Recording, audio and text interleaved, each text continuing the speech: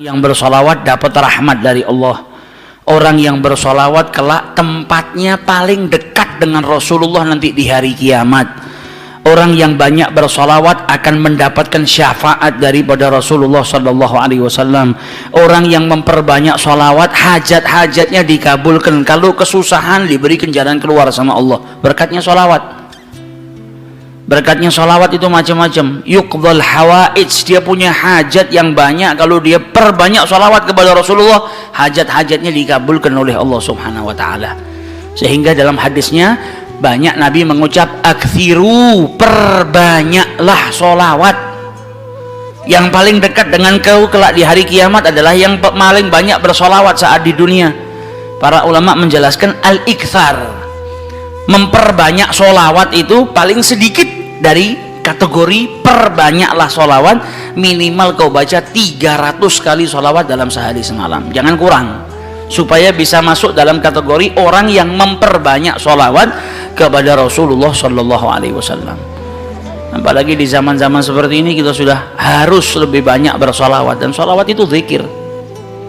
Al-Imam Abdullah bin Abi Haddad mengatakan Allah itu tahu manusia itu gampang bosenan, makanya Allah Subhanahu Wa Taala memberikan ketaatan itu macam-macam bentuknya. Zikir pun macam-macam, ada astaghfirullah, ada kalimat tauhid la ilaha illallah, ada tasbih, ada tahmid, ada solawat. Karena manusia itu punya tabiah bosen, malal. Kalau zikir itu cuma satu, ditakutkan dia nanti sumpek, bosen. Kalau bosen akhirnya dia nggak memperbanyak. Tapi ketika ada banyak macam ketaatan, engkau bisa taat dengan sholat, engkau bisa taat dengan berzikir, engkau bisa taat dengan Allah Subhanahu Wa Taala dengan bersedekah. Macam-macam taat, macam-macam zikir ini menjadikan supaya kita tidak putus untuk ingat kepada Allah Subhanahu Wa Taala. Jangan sampai bosan. Pada dasarnya manusia itu cepat bosan, tapi bukan berarti terus saya bosan dengan istighfar, saya tak ganti ini. Jangan gantinya kita karena bosan, tapi diselang-seling supaya kebosanan tadi tidak timbul.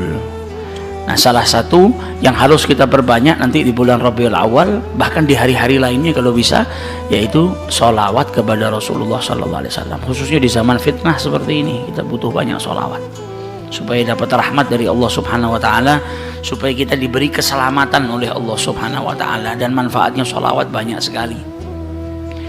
Sehingga diceritakan dulu ada satu orang punya utang 500 dinar.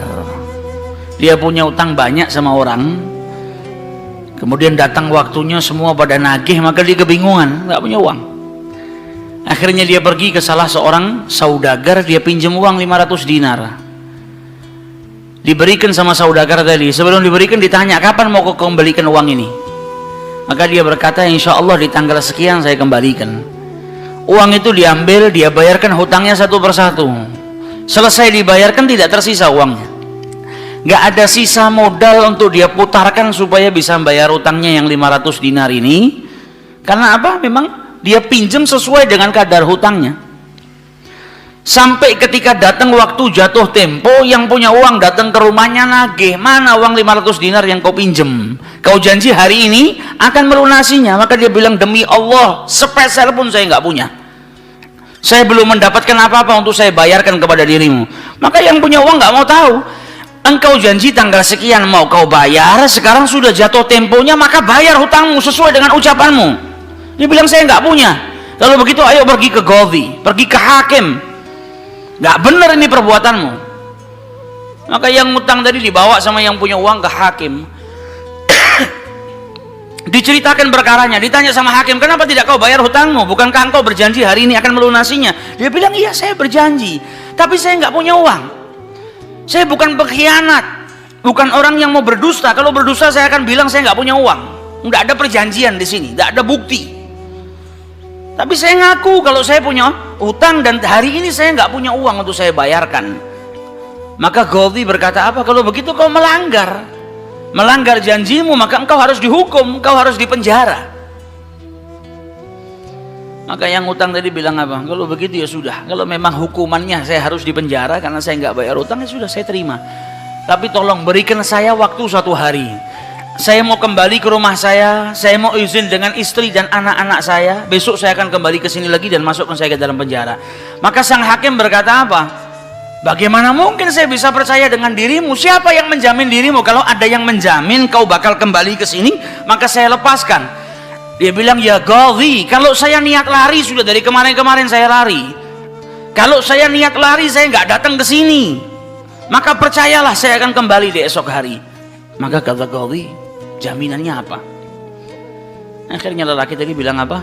Jaminannya yang menjamin saya adalah Rasulullah SAW. Maka sang hakim bingung.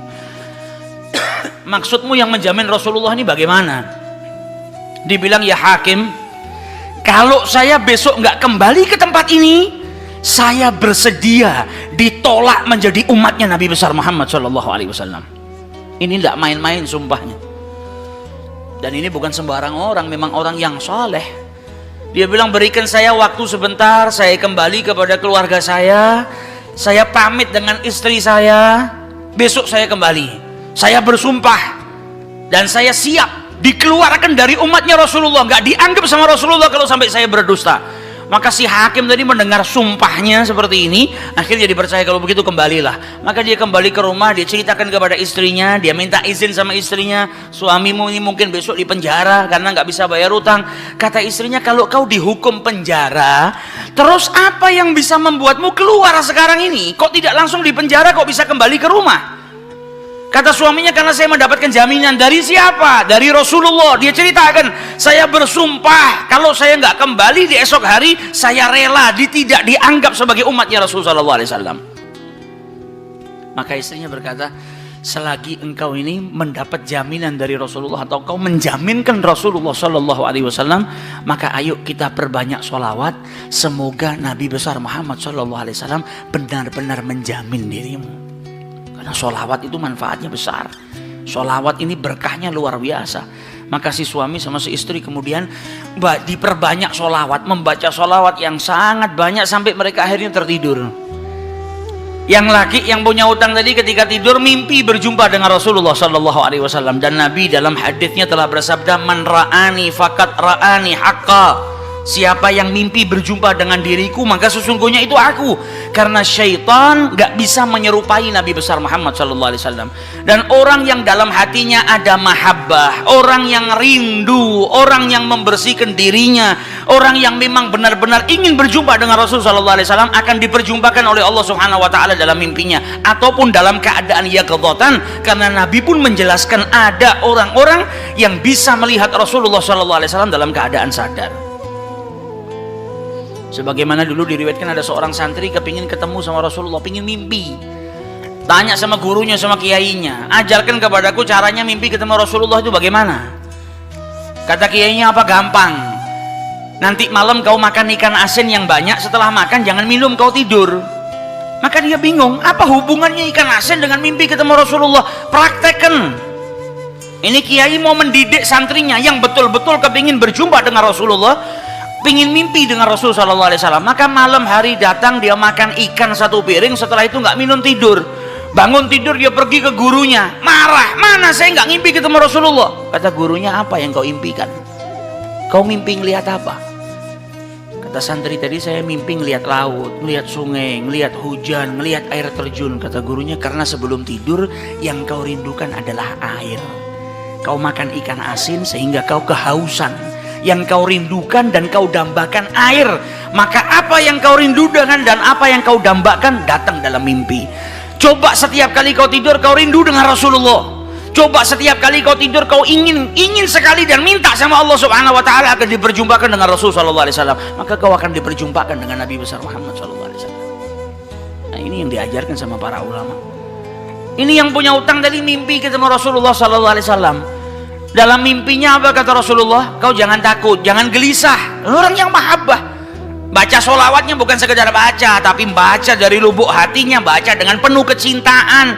Mimpi berjumpa dengan Rasulullah dan berkahnya sholawat tadi bisa menyelamatkan orang, hajat-hajatnya bisa dikabulkan, dapat pertolongan dari Allah Subhanahu Wa Taala. Maka dalam mimpinya Rasulullah bilang apa? Besok pagi kau pergi, idhab ilal wali, pergi ke gubernur di tempatmu itu, bilang sama gubernur tadi, Rasulullah mengucapkan salam kepadamu. Dan sampaikan kepada si gubernur, kalau setiap hari dia bersolawat kepada Rasulullah sebanyak 1000 kali, itu solawatnya sampai kepada Nabi Muhammad.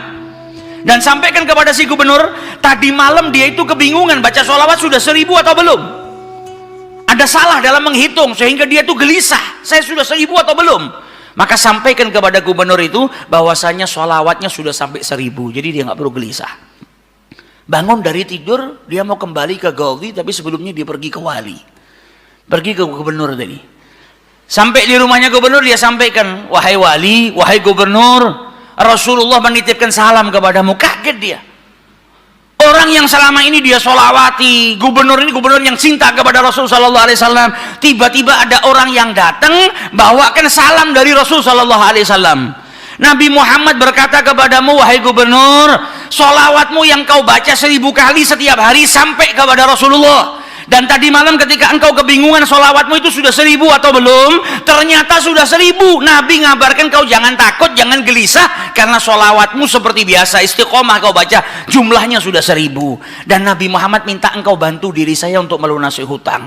Maka saking gembiranya dapat salam dari Rasulullah, dapat kabar kalau solawatnya yang selama ini dia baca sampai kepada Rasul Sallallahu Alaihi Wasallam. Ditanya utangmu berapa? 500 dinar. Diambilkan 500 dinar dari Baitul Mal. Setelah itu diambilkan lagi 2500 dinar dari uang pribadinya. Ini hadiah buat dirimu karena kau datang bawa kabar gembira kepadaku, yaitu Rasulullah Shallallahu Alaihi Wasallam mengucapkan salam kepadaku. Mahabbah. Kita belum tentu, kalau mungkin andai ada orang yang mimpi berjumpa dengan Rasulullah, kemudian Nabi mengucapkan salam kepada kita, belum tentu kita bahagia sampai bisa mengeluarkan harta seperti itu. Tapi orang-orang yang mahabbah, kecintaannya sama Rasulullah luar biasa. Maka dia pulang dari rumahnya si gubernur tadi bawa uang 3000 dinar. Utangnya cuma 500 dinar. Berkat sholawat dia bisa melunasi hutangnya.